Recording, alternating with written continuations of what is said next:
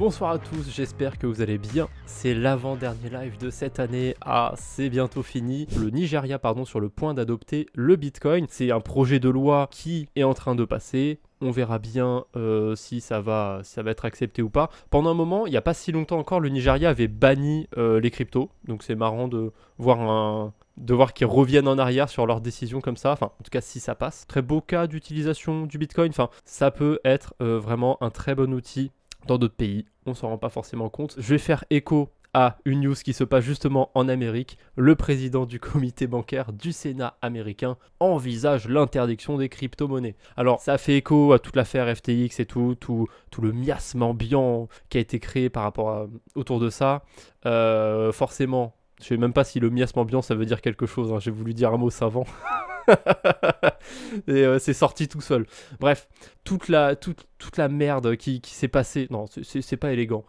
Tous les problèmes qui ont découlé de cette affaire FTX, voilà, ça continue de tomber. Plein de gens donnent leurs avis et bon, forcément, je pense pas que les cryptos vont être interdits aux États-Unis. Vu comment c'est parti, je pense que ça va être juste très régulé.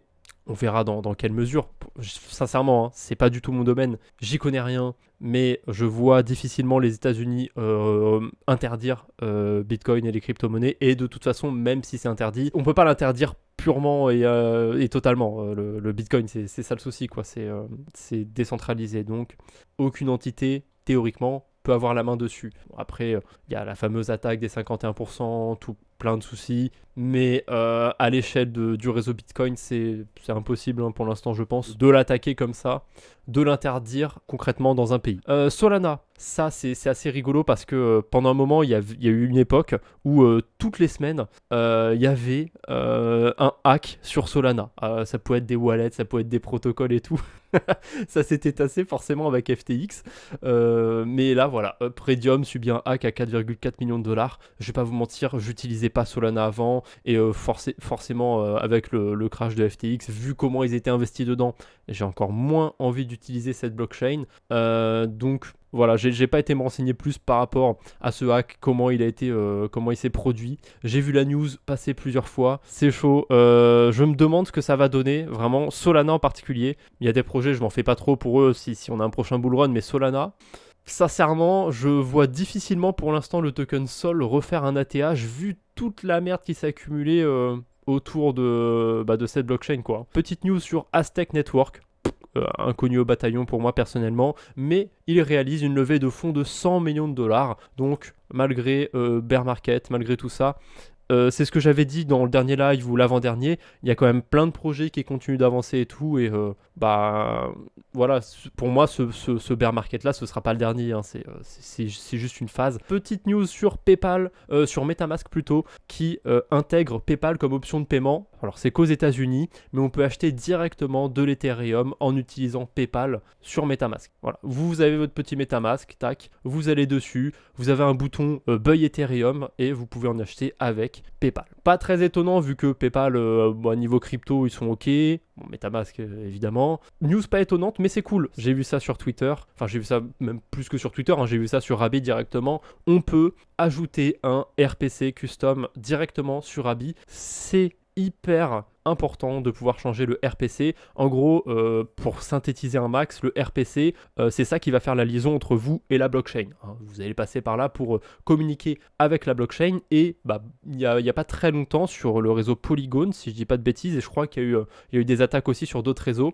Il y avait des attaques sur des RPC justement. Certaines blockchains ne pouvaient plus être utilisées avec certains RPC. Et si vous ne saviez pas comment le changer, vous ne pouvez pas utiliser cette blockchain pendant qu'il y avait les hacks justement. Remember encore. Donc encore le fameux protocole sur la blockchain Terra qui vous proposait, au début c'était 20% d'intérêt, j'étais encore dessus quand c'était 20% d'intérêt, c'était descendu à 16, bon, quand ça commence à descendre déjà ça commençait à sentir pas très bon. Encore, la team derrière ce protocole, ils ont levé 4,5 millions de dollars de Binance pour proposer un protocole potentiellement similaire, on verra, avec le BUSD sur la Binance Smart Chain.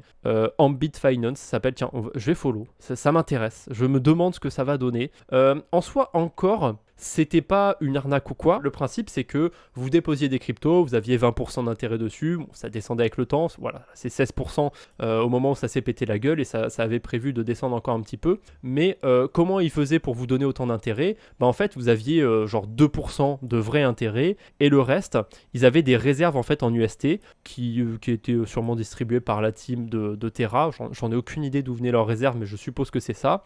Et grâce à cette réserve, ils pouvaient récompenser les utilisateurs. Le souci, c'est que la réserve, elle n'est pas infinie et que tôt ou tard, elle allait se vider, quoi. Ils étaient obligés en fait de descendre les récompenses. On peut faire les calculs avec les chiffres du passé. Les vrais rendements, en fait, ce que j'appelle les vrais rendements sur Anchor, c'est le principe de prêt d'emprunt. On peut déposer des UST. Ces UST, ils peuvent être empruntés par d'autres utilisateurs. Donc c'est comme sur AAV, etc. Et les vrais intérêts qui étaient générés grâce à ce système d'emprunt, c'était autour de 2-3%, même moins parfois. Ça pouvait pas durer forcément sur le long terme. Ça m'intéresse de voir ce qu'ils vont faire avec le BUSD, de voir s'il y a Binance aussi qui vont être derrière, si Binance vont être derrière aussi pour injecter des fonds. Sincèrement, s'ils font ça, c'est je perds de confiance pour moi sur Binance. Bref, on verra. En tout cas, le code de Anchor, ils n'ont pas eu de soucis, ils n'ont pas été attaqués, ou à moins que j'ai raté un truc, mais il me semble pas qu'ils avaient été attaqués, donc on verra ce que ça donne. C'est l'USDN qui s'est depeg. Alors j'ai pas été voir, on va aller sur l'USDN, tac. Oh, il est top 300, il est loin. Ah oui, il est à 57 centimes aujourd'hui. Donc si je regarde sur 90 jours, déjà c'était pas fameux, il était plus à 1$ depuis un moment. Mais là c'était la catastrophe. Je crois qu'on l'avait vu il y a une semaine ou deux. J'avais parlé de stablecoin et j'avais parlé vite fait de l'USDN et on avait déjà vu que c'était pas fameux. C'était pas fameux, depuis tout décembre en fait il est sous les 90 centimes visiblement. Voilà, là c'est fini. Là c'est fini pour l'USDN. Alors c'est un cas très compliqué l'USDN parce que déjà il a un principe de mint qui était proche de celui du Luna et de l'UST. Donc c'était pas ouf. Et en plus de ça, il y a une baleine qui avait shorté, si je dis pas de bêtises, l'USDN. Et voilà, du coup, ça avait foutu un bordel monstre sur la blockchain Waves et sur un protocole de prêt d'emprunt qu'il y avait sur cette blockchain. Il y a une baleine qui s'était retrouvée en fait avec quasiment tous les USDN. Donc elle pouvait pas se faire liquider. C'était pas possible. Quand vous êtes sur AAV, quand vous déposez 1000$ et que votre emprunt il se met à valoir plus de 1000$, vous êtes liquidé avant parce que vous pouvez pas emprunter plus. Là, c'était pas possible. Là, la baleine, elle avait la moitié des USDN. C'était très gros. C'était vraiment un carnage. Donc, pas très étonnant de voir l'USDN se péter la gueule. Et du coup, on a le CEO, le gars derrière, je sais pas s'il est tout seul derrière la blockchain Wave, mais en tout cas, c'est lui le créateur, le CEO de la blockchain Waves, Alexander Ivanov. Deux choses, je vais lancer un nouveau stablecoin et il y aura un plan de résolution par rapport à l'USDN. Je ne sais pas comment ça va se passer. Est-ce qu'on donne des USDN qui valent 50 centimes et il nous rend des USDN V2 qui valent $1? Aucune idée. Polygon s'associe à la néobanque High pour créer sa carte de débit personnalisable avec le NFT de son choix. Ok, cool. Un jour, ils trouveront une vraie utilité aux NFT plutôt que de les foutre sur des putains de bouts de papier ou quoi. Ou sur sa Ledger, Stacks. Ok, bref. Connectez votre wallet 0x Polygon et téléchargez un NFT. On s'en fout en fait de le mettre sur sa carte bancaire. Le plus intéressant en fait, c'est que on aura une carte qui sera potentiellement reliée directement au réseau Polygon. C'est cool. Pour moi, c'est cool. Coinbase continue de chercher du pétrole. Coinbase est désormais valorisé à 8 milliards de dollars, soit moins que le Doge. Quelle humiliation! Après, quand je repense à ça, Dogecoin était monté tellement haut en valorisation pendant ce bull run qu'à un moment, il était au-dessus de certaines assurances, genre AXA et compagnie. Bref, c'est pas mal.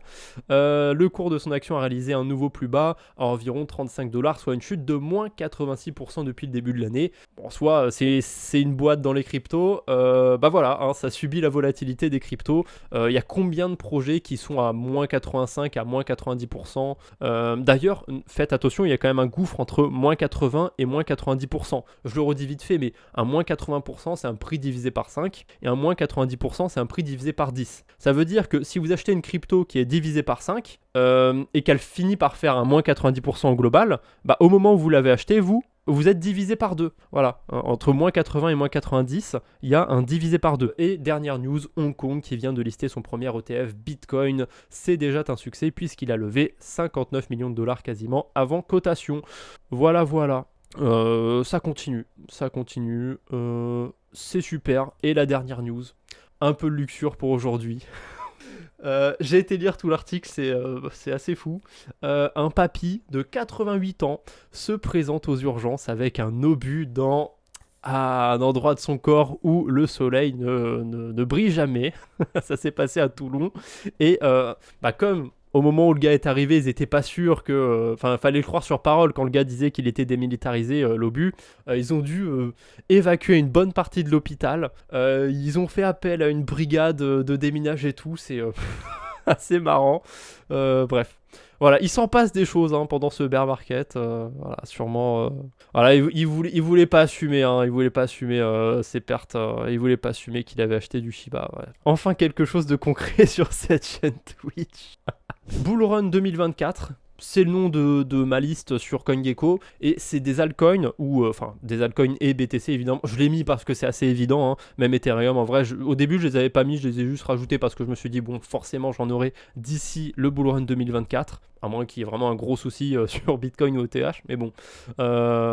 Donc en fait cette liste de crypto c'est les altcoins qui m'intéressent, que je surveille pour le prochain bull run. Et dans la liste, il y a forcément des gros projets parce que je cherche pas, et je pense que c'est une très mauvaise chose de chercher ça, de chercher à juste investir sur quelques petits projets, histoire qu'ils fassent des très gros rendements. Plus vous investissez sur un petit projet, plus c'est risqué, moins vous avez de chances que ça fonctionne. Donc c'est bien en fait de répartir un petit peu l'argent que vous avez à investir, surtout si vous pouvez vous permettre, si vous avez que 50 balles à investir, bon, moi je vous conseillerais quand même plutôt de le mettre sur une valeur sûre, plutôt que de tout risquer, parce que ce serait con quand même de tout perdre. Mais si vous avez quand même les moyens, se répartir, garder un petit peu de sous sur des alts plus safe entre guillemets, ou sur lesquels on a le plus confiance et qui sont plus hauts dans le classement. Voilà, on va pas s'assurer de gros multiplicateurs en investissant sur Chainlink par exemple. Matic je l'ai mis sincèrement, mais je suis pas encore sûr d'investir dessus, à part s'il y a un très gros retracement ou quoi, parce que ce qui est intéressant avec Matic, c'est qu'ils ont noué plein de partenariats, c'est quand même pas mal. Chainlink, valeur sûre, c'est ultra utile sur le réseau Ethereum et sur plein d'autres blockchains qui sont EVM compatibles. Je pense pas qu'il va faire un x30, un x40 sur le prochain bull run, mais déjà s'il fait un x2, x3, moi je suis content. Bref, Chainlink, valeur sûre. Polkadot et Cosmos. Alors moi personnellement je suis plus Cosmos, même si les tokenomics ça pue plus la merde, autant être honnête, mais je préfère le projet. Je le trouve plus accessible entre guillemets. Je sais pas, j'ai jamais été trop fan de la galaxie Polkadot et toutes les blockchains qui découlent de Polkadot et tout, bref, je vois pas trop d'intérêt. Il y a au moins 3-4 blockchains qui découlent de Polkadot et qui sont EVM compatibles. Je vois pas l'intérêt d'en faire autant, mais bon, pourquoi pas. Il y a le CRO aussi que j'ai mis, assez étonnant parce qu'en ce moment la finance centralisée, en plus j'ai pas mis le BNB, la finance centralisée, voilà, c'est pas trop ça. Mais dans le cas où Chronos, crypto.com, pour eux ça se passe bien, ils sont sortis d'affaires et tout, on est sûr qu'ils ont pas de casserole au cul pour le prochain bull run. Ils ont quand même le nom de domaine crypto.com. Le truc, je sais pas combien il est depuis son top, mais il doit être à peut-être moins 90% lui, moins 94%. Ça commence à être intéressant de mettre un petit billet dessus. Dans le doute, on sait jamais, autour des plateformes centralisées. Hbar, il y avait quelqu'un qui m'avait demandé pourquoi il y avait Hbar.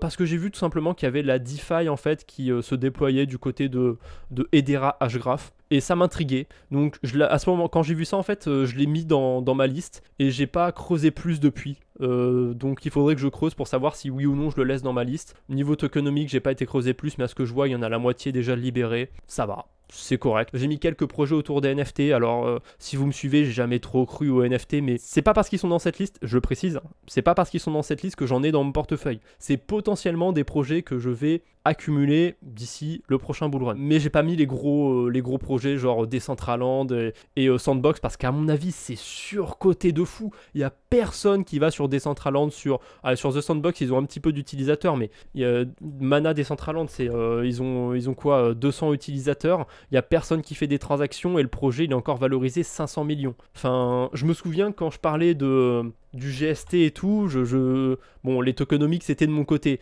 mais je parlais aussi du GMT, enfin je voyais combien c'était valorisé, le truc était valorisé quelques milliards. C'est une application, le principe dessus c'est d'acheter des NFT chaussures et de marcher, enfin à un moment le truc il peut pas peser 100 milliards, ouais il peut pas peser 100 milliards de toute façon, mais il peut pas peser 3 milliards, c'était sûr qu'il allait se péter la gueule, bref. J'ai pas mis beaucoup de projets autour de la DeFi, parce que j'attends de voir des projets qui vont se développer autour de la DeFi pendant 2023. À mon avis, c'est vraiment sur ce genre de projet qu'il va falloir investir, en tout cas pour la DeFi, parce que moi, c'est mon domaine de prédilection, on va dire, et j'ai quand même mis AAV tout de même. Bon, après, je dis DeFi, c'est un protocole de DeFi, je devrais préciser, parce que Matic, c'est de la DeFi, Flow, c'est pas vraiment de la DeFi, mais il y en a. AAV, c'est le seul token de protocole, je crois, qui est dans... Ah, il y a Multichain aussi, mais c'est plus... j'en parlerai. AAV, c'est parce que, voilà, très gros protocole sur la DeFi. Le projet il pèse quoi, 800 millions, ça va, c'est beaucoup, mais ça va par rapport à ce qu'il avait en bull run. Solide, ça n'a jamais été attaqué, ils n'ont pas de mauvaise dette AAV, ou alors il en reste une quantité infime. D'ailleurs, il y a un outil pour voir la mauvaise dette, on pourra en parler un jour si ça vous intéresse. Les DAO aussi, Tomokik, j'en ai pas mis dans ma liste, enfin pas directement, pas des projets qui sont consacrés que à de la DAO, mais il y a des choses aussi qui peuvent être intéressantes à ce niveau-là. Je suis pas convaincu non plus que ce sera la grosse thématique du prochain Bull Run, mais à creuser aussi pour 2023. Là, on commence à descendre dans des plus petits projets. Ah non, je suis bête, il y a OneInch aussi qui était juste en dessous, token de protocole. Par contre, OneInch, les tokenomics sont dégueulasses, donc en fait, j'attends vraiment. Il y en a la moitié qui sont libérés. Là, sur 2023, il y a beaucoup d'investisseurs qui vont récupérer des tokens, et à mon avis, le OneInch, son prix va baisser sur cette année. Donc, je me presse pas, j'en ai pas pour l'instant, et si j'en achète, je pense que ce sera vraiment quand on aura un prix que j'estime assez bas, en tout cas par rapport à la tendance de marché. Tezos, projet français, voilà, fallait bien mettre un projet français, non je déconne. Ils buildent beaucoup eux, et on n'en parle pas trop, ils sont beaucoup autour des NFT, ils ont beaucoup de partenariats. Je pense pas que Tezos va mourir du jour au lendemain, donc je mettrai bien une bille dessus. Nexus Mutual, qui fait écho aussi à Insurace, oula c'est vraiment une très petite crypto, j'en ai plus, on peut en miner du Insure, mais j'en ai plus parce que j'ai perdu confiance dans le projet. Ça me fait un peu pitié pour eux parce que Insurace ça a super bien fonctionné, et il n'y a pas de raison que ça fonctionne plus, mais il y a plus beaucoup de gens qui utilisent Insurace, il y a plus beaucoup de liquidité dessus. J'ai du mal en fait à me projeter sur Insurace. Je le laisse dans ma liste parce que ça fonctionne. Insurace continue de fonctionner, vous pouvez prendre des assurances dessus, et normalement quand il y a eu des cas à rembourser, ils ont remboursé, mais j'ai préféré quand même mettre aussi Nexus Mutual, qui est une plus grosse assurance Ultra, qui pourrait se faire potentiellement écraser par Steam, par Epic Games s'ils se lancent dans les NFT. Il me semble que ça y est, que leur plateforme est lancée, on peut commencer à acheter des jeux sur Ultra. Ça s'est pas vu sur le token, hein. Franchement, ça s'est pas vu sur le token. J'avais dit aussi qu'il y a quelques mois j'en avais acheté, depuis j'ai déjà revendu, j'avais fait un petit peu de gain, et je sais pas pourquoi, j'étais sorti, je le sentais pas, j'ai bien fait, parce que j'étais rentré à, je sais pas, entre 25 et 30 centimes je crois, je suis sorti à 40, et voilà, là je peux très bien re-rentrer dessus à 19 centimes. Sincèrement, il est déjà à moins 92%, c'est un projet qui m'intéresse. Je trouve que c'est bien de proposer un Steam sur lequel on peut revendre ces jeux potentiellement sous forme de NFT. Alors c'est pas que ça Ultra, les tokenomics c'est pas tout à fait ça. Faut surveiller les tokenomics je pense, pour trouver potentiellement un moment à acheter, genre après qu'il y ait des investisseurs qui aient vendu ou des gens de la team. Quoique, s'ils vendent trop, c'est pas forcément bon signe. Mais voilà, pour l'instant, j'ai pas d'ultra, mais j'avoue que je me tâte un petit peu parce que j'aime bien le projet. Flux, j'ai pas encore beaucoup creusé le projet, je l'ai ajouté aujourd'hui parce que j'ai vu qu'ils avaient un partenariat avec, ou qu'ils allaient signer, ou qu'ils avaient signé, je m'en souviens même plus d'ailleurs. Faut vraiment que j'aille creuser un peu plus pour Flux, mais un partenariat avec OVH. Niveau serveur OVH, bon, ça vaut ce que ça vaut, hein. Il y a eu un souci avec OVH quand il y avait eu des serveurs qui avaient brûlé, mais c'est pas mal. Flux, le but en fait c'est de faire du cloud décentralisé. Pour résumer très vite, c'est intéressant, et je pense que c'est des problématiques qui peuvent être vraiment les thématiques sur lesquelles le prochain Bull Run va tourner. Donc je l'ai ajouté, je devrais ajouter des projets similaires à Flux pour me diversifier. Moi ce que je vous invite à faire, c'est prendre un domaine qui vous intéresse, que vous pensez porteur, pour les prochaines années. Vous regardez plusieurs projets dans ce même domaine et vous investissez si vous trouvez que c'est intéressant, si vous trouvez qu'il y a des choses à apporter à l'écosystème. Bon, après, quand on est en bull run, on se pose plus trop les questions, mais en bear market, c'est plutôt ça. Si vous voulez des projets qui survivent le bear market, vaut mieux pas investir sur des altcoins du top 1000, voilà, hein, vous mettez pas les chances de votre côté. Certes, il y en a peut-être un ou deux dans le lot qui va s'en sortir et qui va terminer top 300 au prochain bull run, mais voilà, ne pariez pas trop là-dessus. Biffy Finance, je sais pas trop pourquoi je le laisse, parce que plus le temps passe et plus j'ai envie de le retirer. C'est le genre de projet de DeFi dont on n'aura plus besoin, je pense, au fil du temps, hein. Ça réinvestit les intérêts, bon, c'est sympa hein, sur certaines stratégies, mais j'y crois de moins en moins. Le token, néanmoins, il a de très bonnes tokenomics, c'est un peu pour ça que je le laisse. Ah oui, j'ai même pas parlé de mon pèlerin shares tout en bas. C'est par rapport au wallet mon pèlerin que je trouve très intéressant, le wallet, et c'est vraiment le wallet que je trouve intéressant. Le token, je sais même pas s'il a une utilité, à part, ça s'appelle des shares, donc un peu des parts. Voilà, juste. Mais les tokenomics puent la merde, il y en a 500 000 en circulation et total supply c'est 10 millions. Ça pue quoi. Ah, c'est des actions tokenisées en fait. Ah, c'est eux qui ont fait leurs actions tokenisées, je m'en souviens. J'avais vu ça sur Grand Angle Crypto. Ah, c'est pour ça que ça s'appelle shares du coup. N'hésitez pas à aller voir ma vidéo comment sortir ces cryptos d'un exchange. Si vous avez toujours vos cryptos sur Binance, sur OKX, sur FTX. Aïe. N'hésitez pas, c'est fait pour. Vous allez sûrement apprendre des choses si vous avez jamais sorti vos cryptos d'un exchange. D'ailleurs, prochaines vidéos qui vont sortir, c'est celle en partenariat avec Realty. Et mine de rien, si vous avez touché à Realty, si vous avez envie de vous faire chier un petit peu et que vous avez envie de revendre vos tokens un jour, passer par le marché secondaire, c'est vachement plus intéressant. C'est plus compliqué, mais c'est plus intéressant de passer par le marché secondaire. Mardi prochain, comme moi je fais les lives tous les mardis, je vais faire un bilan 2022 de ce qui s'est passé un petit peu sur le marché crypto, éventuellement de ma chaîne YouTube. Ce sera le sujet principal du prochain live, ce sera de faire un bilan, de revenir un petit peu sur des trucs qui sont arrivés sur 2022. Peut-être qu'il y aura un quiz, un truc comme, pas un quiz, mais je sais pas, j'ai envie de faire une petite animation, un petit truc pendant ce live, on verra. C'est le moment que vous attendez, donc hop, je vais défiler. Voilà, vous êtes 40 à participer. Je crois qu'il y a un outil pour retirer les doublons, mais normalement, devrait pas y avoir de doublons. J'avais dit que j'en ferais gagner 2. On va faire 50 $ chacun. Je vous souhaite bonne chance et de toute façon, vous n'allez pas mourir hein, si vous ne gagnez pas. Hein. Vous aurez d'autres occasions dans la vie. Hein. Oh, Alakazou. Moi, je dis, gain de consolation pour Alakazou, un Shiba. Non, je plaisante. Mais là, franchement, je pensais que ça allait tomber sur toi. Mais du coup, M1 Massacre, ton pseudo, il me dit trop quelque chose. T'as pas déjà gagné, toi TV, tu avais choisi de l'Ethereum. Et quelle indignité! Tu n'es pas abonné. Ah, le giveaway passe à 25 $. Ok, je comprends, les goûts et les couleurs. Non, mais quand même. Ok, c'est pas cool. Non, je t'embête. Et M1 Massacre, évidemment, voilà. Prends exemple sur M1 Massacre qui est abonné. Tous les deux de l'Ethereum. Ok, ça veut me faire payer un max de fees. C'est super, merci beaucoup pour les frais. Est-ce que vous êtes là? Vous avez choisi, on va retirer TV Crypto et coup dur quand ils vont regarder la rediff. Hein. Ils vont regagner. Non, je les ai supprimés de la liste à la casou. Et on a balance ton code et mon petit joueur. Alors, balance ton code, il vient de mettre un message sur le chat. Donc toi, c'est bon, c'est validé, c'est magnifique, vous êtes là tous les deux. Bah voilà, c'est vous qui allez gagner. Et qu'est-ce que vous avez choisi? Balance ton code Dumatic. Ah, c'est gentil de penser à moi, les frais sont pas chers. Et Dumatic aussi pour mon petit joueur. C'est magnifique. J'espère que vous avez passé un bon moment. On se retrouve mardi prochain pour le dernier live crypto. Peut-être qu'il y aura des surprises. J'ai encore rien préparé, donc c'est vraiment pour ça que je vous dis peut-être. En fait, il n'y a pas d'autre raison.